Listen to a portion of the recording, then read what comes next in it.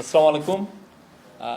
আজকে ক্যাবিনেটের নির্ধারিত মিটিং হয়েছে এবং আজকে ক্যাবিনেটে অনেকগুলো ইম্পর্টেন্ট ডিসিশন এসছে।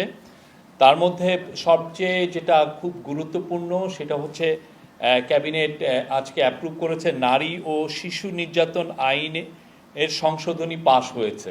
আপনারা জানেন যে এটা নিয়ে আমাদের ল অ্যাডভাইজার গত সপ্তাহে এটার উপরে বিস্তারিত বলেছেন, আমি আর নতুন করে বলবো না। তবে যেটা আজকে অ্যাড করার মতো যে ইন দ্য মিন টাইম আমরা এই যে গত কয়েকদিন আগে যখন ল অ্যাডভাইজার আপনাদেরকে ব্রিফ করলেন এবং তারপরে তখন তো নীতিগত সিদ্ধান্ত হয়েছিল, এর মধ্যে আমরা অনেকগুলো নারী মানে ওমেন গ্রুপসের সাথে আমরা তাদের মতামত আমরা নিয়েছি এবং তাদের মতামতগুলোকে অ্যাকোমোডেট করার যথাসাধ্য চেষ্টা করা হয়েছে। তো তার আলোকে আজকে প্রায় ঘন্টাখানেক এই লটা নিয়ে ডিবেট হয়েছিল, হওয়ার পরে এই অ্যামেন্ডমেন্টটা এটা পাশ হয়েছে। তো এটার মূল যেগুলো ছিল সেটা হচ্ছে যে এখানে বলাৎকারের একটা নতুন সংজ্ঞা দেওয়া হয়েছে এবং আপনারা জানেন যে এই মামলাগুলোর জন্য ডিএনএ টেস্ট একটা বড় একটা ডিলে, মামলাগুলো হওয়ার পিছনে ডিএনএ টেস্টের একটা বড় ভূমিকা ছিল। তো সেই জায়গাগুলো কিভাবে অ্যাড্রেস করা যায় সেইগুলো মেজার নেওয়া হয়েছে এবং অ্যাট দ্য সেম টাইম আপনারা জানেন যে আমরা নতুন 2টা ডিএনএ ল্যাবও আমরা করতে যাচ্ছি। আর আরেকটা বিষয় হচ্ছে যে বিয়ের প্রলোভন দেখিয়ে যে রেপ কেসগুলো সেই জায়গাটাও নতুন করে অনেকগুলো মেজার নেওয়া হয়েছে এবং সেক্ষেত্রে এইটাকে আগের ল থেকে একটু নতুন একটা সেকশন নিয়ে এসে সেই লটাকে সর্বোচ্চ শাস্তি 7 বছর করা হয়েছে এবং সেটার ক্ষেত্রে আরও সেফগার্ড নেওয়া যায়, যে সমস্ত সেফগার্ড মেজার এই লর ক্ষেত্রে নেওয়া দরকার সেগুলোর ব্যবস্থাও করা হয়েছে। তো আমি মানে ক্যাবিনেট অবশেষে এটা আজকে পাশ করেছেন। এটা আরও আজকে আজকে ছিল প্রকিউরমেন্ট অ্যাক্টের উপরে আজকে একটা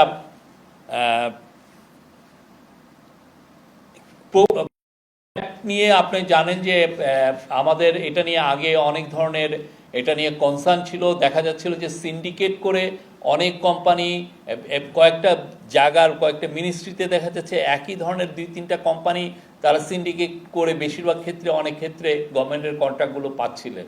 তো সেই জায়গাগুলো এতে যাতে আরও কম্পিটিটিভনেস আনা যায় সেই জন্য যে ধরনের নেসেসারি কাজগুলো দরকার ছিল, যে ধরনের অ্যামেন্ডমেন্ট দরকার ছিল প্রকিউরমেন্ট অ্যাক্টের ক্ষেত্রে, পাবলিক প্রকিউরমেন্টের ক্ষেত্রে, সেগুলো আনা হয়েছে এবং এটা আজকে এই ক্যাবিনেটে এটা নিয়ে বিস্তারিত আলোচনা হয় এবং অবশেষে এটা পাশ হয়েছে।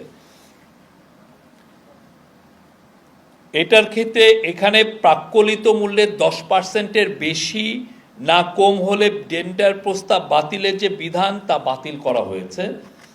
পূর্বের কাজের মূল্যায়নের জন্য যে ম্যাট্রিক্স ছিল, যেটা থাকার ফাইল একই প্রতিষ্ঠান বারবার কাজ পেত, তা বদলে নতুন সক্ষমতা ম্যাট্রিক্স করা হবে।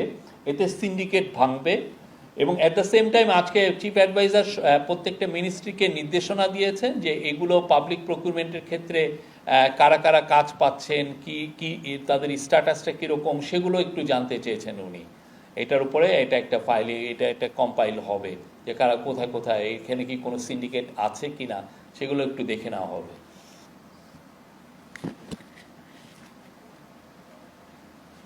এছাড়া সরকার এখন 65%-এর কাজ দরপত্র হয় অনলাইন, 65%-এর পর্যন্ত সরকারি কাজ অনলাইন মানে ই টেন্ডারের মাধ্যমে হয়। তো সেটা এখন 100% উন্নীত করা হবে, এটাও আজকে ডিসিশন হয়েছে।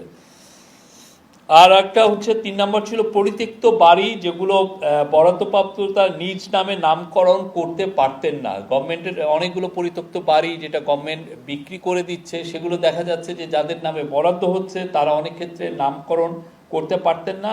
সেই অসুবিধা দূর করতে আইনে সংশোধনী আনা হয়েছে। জনসাধারণের সুবিধার্থে আমরা অলরেডি জেনেছি যে 3রা এপ্রিল ছুটি ঘোষণা করা হয়েছে। এবং আরও একটা ঐতিহাসিক বিষয় হচ্ছে যে আজ এই চৈত্র সংক্রান্তিতে 3টা পার্বত্য ডিস্ট্রিক্টে ছুটি থাকবে। আমরা তো এমনিতে তো পয়লা বৈশাখে থাকে, বাট 3টা পার্বত্য ডিস্ট্রিক্টে চৈত্র সংক্রান্তিতে এটা ছুটি থাকবে। কারণ আপনারা জানেন আমাদের পার্বত্য চট্টগ্রামে বিজু, বৈশাখী, সাংগ্রাই অনেক তারা ফেস্টিভ্যালের আয়োজন করেন, এবং এইটারও তাদের জন্য এই নির্বাহী আদেশে একটা ছুটির বন্দোবস্ত করা হচ্ছে। এবং এই ছুটিটা এই আমাদের সমতলে যারা জাতিগোষ্ঠী আছেন বাঙালি ছাড়া, যেমন ধরেন সাঁওতাল, খাসিয়া বা গারো, তাদের জন্য এটা প্রযোজ্য হবে। আর আজকে আরও বেশ কিছু ডিসিশন এসছে, তার মধ্যে আমি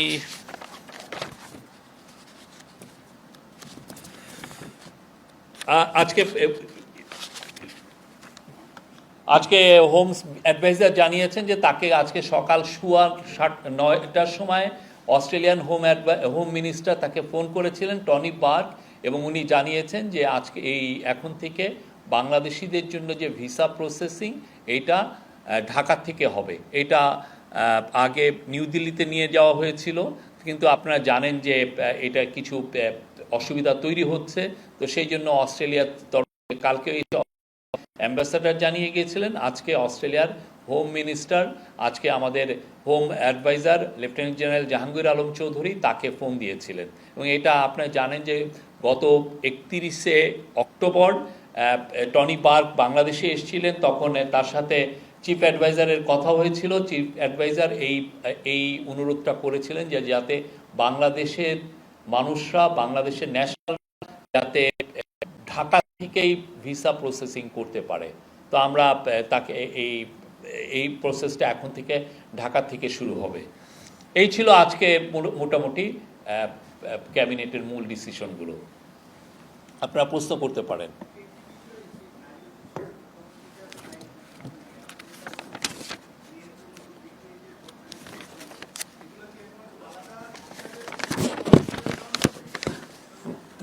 না, এটা নারী ও শিশু নির্যাতনের কেসের মধ্যেই থাকবে, বাট আলাদা একটা সেকশনে হবে। না, এটা আলাদা অপরাধ না, একই অপরাধ, কিন্তু সেই একই আইনের আওতায়। তো এখন আগে যেরকম ABCD এরকম ছিল, সেটাকে এরকম ভাবে আলাদাভাবে হচ্ছে। এটা ড্রাফটটা এই বিষয়ে আরো আপনাদেরকে বিস্তারিত বলবেন আমাদের ল অ্যাডভাইজার, আপনার তার কাছ থেকে শুনে নেবেন।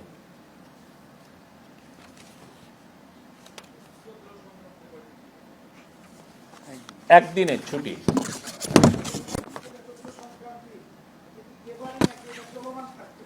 এটা এবছর তো নির্বাহী আদেশও হলো, আমরা আশা করছি এটা চলমান থাকবে।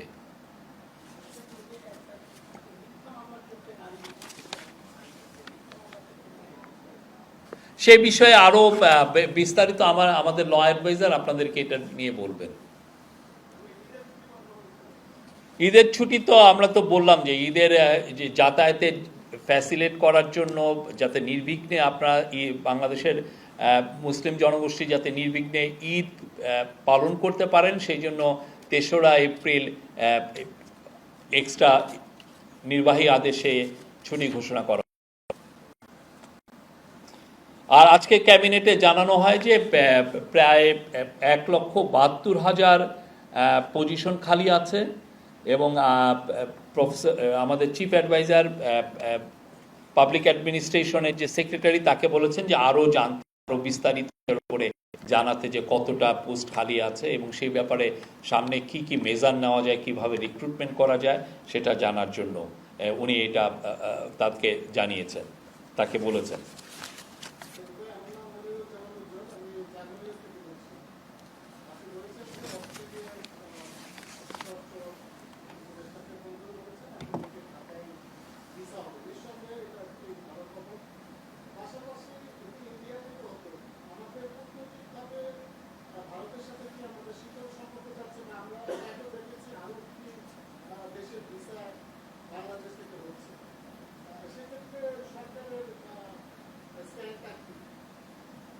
আমাদের সাথে ইন্ডিয়ার খুবই ভালো সম্পর্ক আছে। আপনারা দেখেছেন যে আমাদের যে 7 মাসে আমাদের এই ইন্টারিম গভর্নমেন্ট 7 মাস ক্ষমতা নেওয়ার পরের থেকে ইন্ডিয়ার সাথে আমাদের ট্রেড আরও বেড়েছে, আমাদের সম্পর্কটা ভালো। তবে ভিসার বিষয়ে কিছু জটিলতা আছে, তো সে বিষয়ে আমরা এটা ফরেন মিনিস্ট্রি বলতে পারবে। বাট আমরা ইন্ডিয়ার সাথে আমরা সুসম্পর্ক চাই, অবশ্যই সেটা ন্যায্যতা, সমতা এবং মর্যাদাপূর্ণ একটা সম্পর্ক হতে হবে।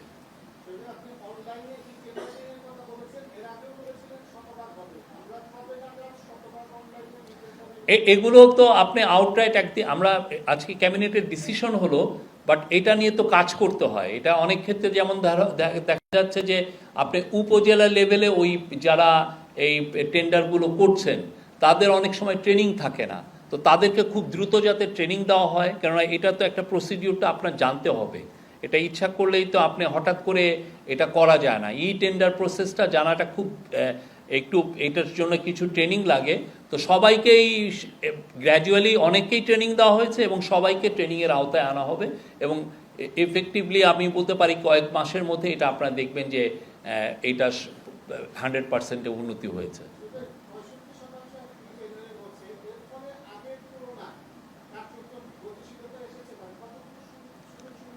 ই টেন্ডারের মূল উদ্দেশ্য হচ্ছে যে যাতে টেন্ডারিং প্রসেসে কোনো ধরনের করাপশনটা না থাকে, এটা হচ্ছে মূল উদ্দেশ্য। তো সেই জায়গাটায় আমরা অ্যাচিভ করতে চাচ্ছি যে যাতে টেন্ডারিং প্রসেসে কোনো ধরনের কোনো মানে অসাধু গ্রুপগুলো যাতে ডোমিনেট না করতে পারে, কোনো ধরনের করাপশন যাতে না হয়, এবং এই জায়গাটায় যতটা স্বচ্ছতা রাখা যায় আমরা সেই স্বচ্ছতা যাতে ইনশিওর হয়, যেন টোটাল ট্রান্সপারেন্সি থাকে। আর এটা জানেন যে আমাদের সাথে যারা ডেভেলপমেন্ট পার্টনার তারাও এটা অনেক বছর ধরে তো এই আমাদের পার্টনার এগুলো বিষয়ে বলছিলেন, তো আমরা তাদের দিকে তাকাচ্ছি না, আমরা আমাদের মতো করে আমরা চাচ্ছি যে এটা যাতে ফুল ট্রান্সপারেন্সি থাকে, যাতে মিনিমামও করাপশন না হয়, এবং এই কম্পিটিটিভ আরও অনেক কোম্পানি যাতে এই টেন্ডারিং প্রসেসে জয়েন করতে পারেন।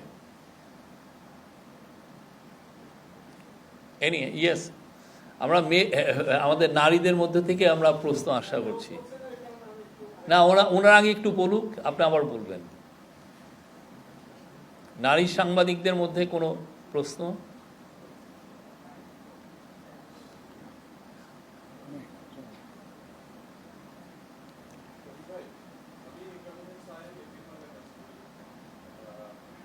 সাজিদা বলবেন না কিছু? জি প্লিজ। আমি কাউন্সিল সাহেব এটিএম এর কাজ করি। আজকে তো সংলাপ কমিশনের সাথে এই সংলাপের কোনো টাইম ফ্রেম আছে কিনা, যেটা কবে শেষ হবে? এটা ঐক্যমত্য কমিশন আপনাদেরকে ডিটেলটা বলতে পারবেন। আজকে এটা শুরু হচ্ছে এবং এটা খুবই আমাদের জন্য একটা আনন্দের সংবাদ। এটা আমরা আশা করছি যে 6টা কমিশনের যেই রিপোর্টগুলো হয়েছে সেটা নিয়ে এখন চুলচুলা বিশ্লেষণ হবে, এটা নিয়ে অনেক ধরনের ডায়ালগ হবে এবং এর মধ্যে বাংলাদেশ একটা খুব ভালো রিফর্মের একটা প্যাকেজ পাবেন। আরেকটা বিষয় হলো যে তুলসী গ্যাবারের যে সাক্ষাৎকার ইস্যুতে সরকার আসলে বিব্রত কিনা, বা এই ব্যাপারে সরকার কি ধরনের কূটনৈতিক তৎপরতা চালাচ্ছে? সরকার এই বিষয়ে একটা বিবৃতি দিয়েছে এবং এই বিষয়ে আমাদের যে ফরেন অ্যাডভাইজার সেই বিষয়ে কথা বলেছেন। এর বাইরে আমাদের আর নতুন করে কিছু অ্যাড করার নেই। এনিওয়ান ফ্রম নারী সাংবাদিকদের মধ্যে কোনো প্রশ্ন প্লিজ?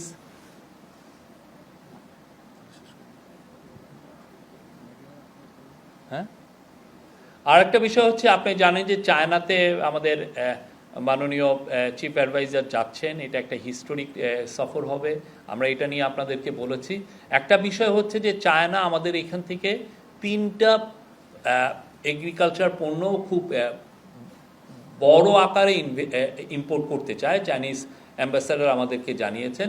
তার মধ্যে আম, কাঁঠাল এবং গোয়াভা, এবং এটা খুবই প্রফেসর ইউনুস এটা এর আগেও তাদেরকে উত্থাপন করেছিলেন। ওয়াংয়ের সাথে ওনার যখন ইউএন জেনারেল অ্যাসেম্বলিতে কথা হয়েছিল এই বিষয়টা উত্থাপন করেছিলেন। পরবর্তীতে চাইনিজ অ্যাম্বাসাডারের সাথেও এই বিষয়টা আলাপ হয়েছিল, উনি বলেছিলেন, এবং চাইনিজ অ্যাম্বাসাডার বলেছেন যে মানে একটু করেই করেছেন, একটু যোগ করেই, যে আমরা এত আম নিব তোমাদের এখান থেকে, তোমাদের এখানে শর্টেজ হয়ে যাবে।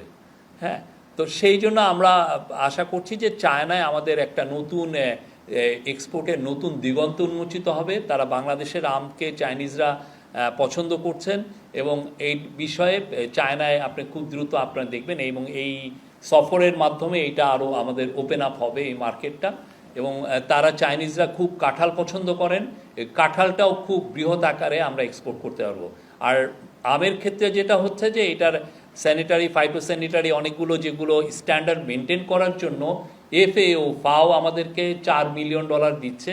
তো সেই অনুযায়ী এগুলো এই ফ্যাসিলিটিগুলো এক্সপোর্টের জন্য কিছু কিছু তো মিনিমাম কিছু স্ট্যান্ডার্ড মেনটেন করতে হয়, সেই মেনটেন করার জন্য ফাও আমাদেরকে কারিগরি সহায়তা এবং অন্যান্য সহায়তা দিচ্ছে। তো এর ফলে যেটা হবে যে বাংলাদেশের আম বৃহৎ আকারে চায়নায় যাবে আমরা আশা করছি। আমি মহিনুল হক নিউ এজে কাজ করি। আমার একটা প্রশ্ন ছিল, চায়না প্রসঙ্গ যখন এসেছে যে আমাদের এফটিএ নিয়ে একটা কথাবার্তা চাইনিজ সঙ্গে হচ্ছিল, তো মাননীয় প্রধান উপদেষ্টার এই সফরের সময় এফটিএ নিয়ে কোনো এজেন্ডা আছে কিনা? আপনি জানেন যে এটা খুব শর্ট একটা নোটিশে ভিজিটটা হচ্ছে, তো যেগুলো আলোচনা হবে সেগুলো নিয়ে এখনও আমরা হ্যামার আউট হচ্ছে কি কি বিষয় নিয়ে আলোচনা হবে, সেগুলো এখনও ডিসকাশনের পর্যায়ে আছে। এটা পুরোপুরি যখন কংক্রিট একটা জায়গায় যাবে আমরা আপনাদেরকে জানাবো। জি,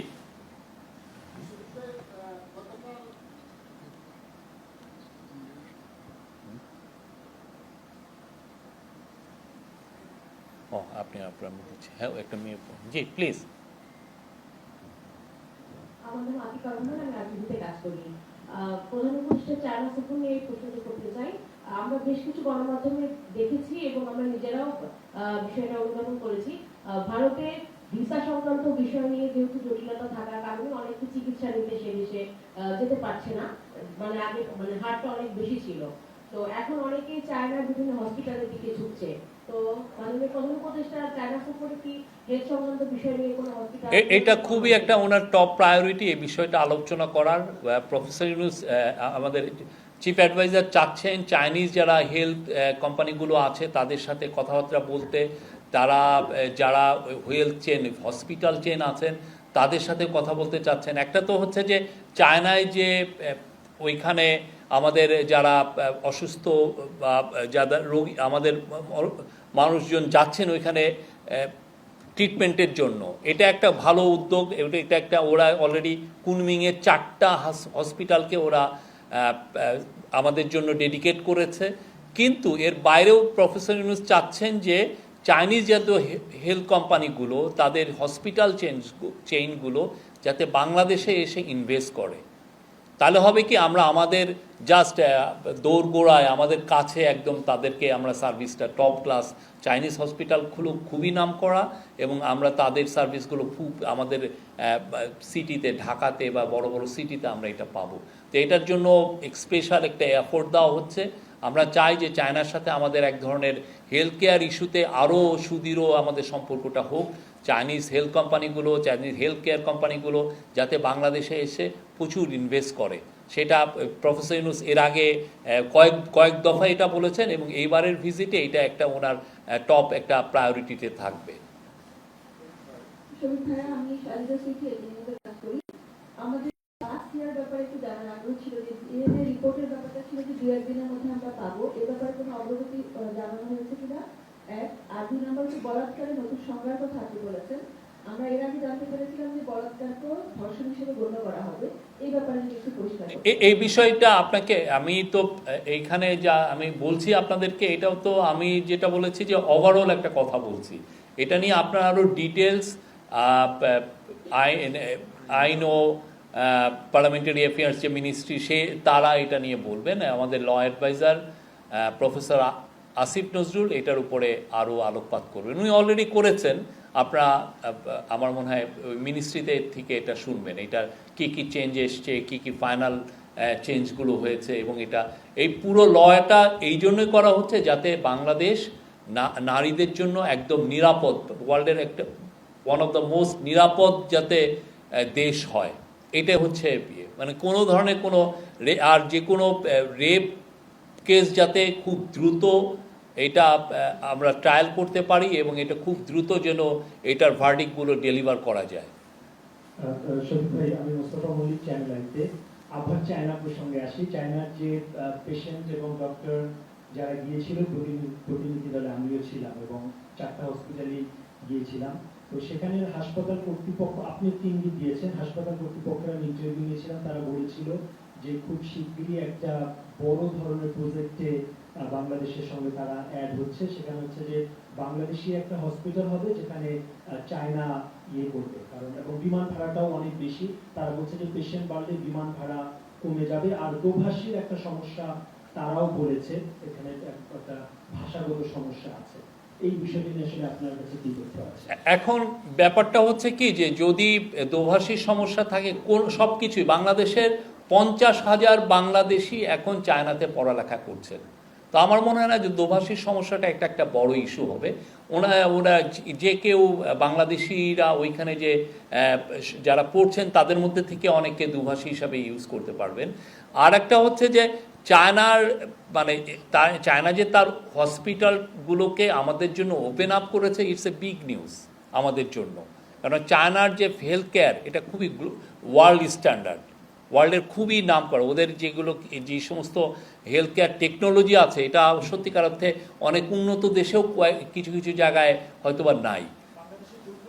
বাংলাদেশে ওরা একটা হসপিটাল করতে চাচ্ছে, এটা ঠিক, কিন্তু হসপিটাল করার বাইরেও আমরা চাচ্ছি যে ওরা যাতে হসপিটাল চেনগুলো বাংলাদেশে নিয়ে আসে এবং ওদের ইনভেস্টমেন্ট যদি বাংলাদেশে আসে আমরা মনে করছি যে বাংলাদেশের হসপিটাল ম্যানেজমেন্ট সিস্টেম, হসপিটালগুলো আরও উন্নত হবে।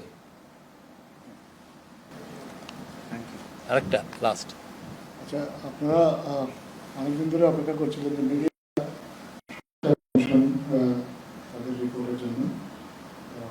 আগামী শনিবার মাননীয় প্রধান উপদেষ্টার কাছে সংস্কার কমিশন তাদের রিপোর্ট আসবে।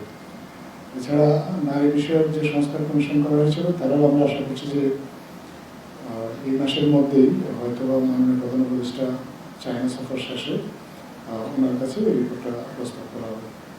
ক্রীড়াঙ্গনে সংস্কারের জন্য এবং যে বিভিন্ন ক্রীড়া ফেডারেশন এটা পরিবর্তন করার জন্য এগুলোতে একটা সার্চ কমিটি গঠন করা হয়েছিল, কিন্তু এই সার্চ কমিটির জন্য কোনো নির্দিষ্ট সময়সীমা ছিল না। আজকে এক চিঠিতে যুব ক্রীড়া মন্ত্রণালয় এই সার্চ কমিটির জন্য 20 এপ্রিল পর্যন্ত সময়সীমা নির্ধারণ করে দিয়েছে।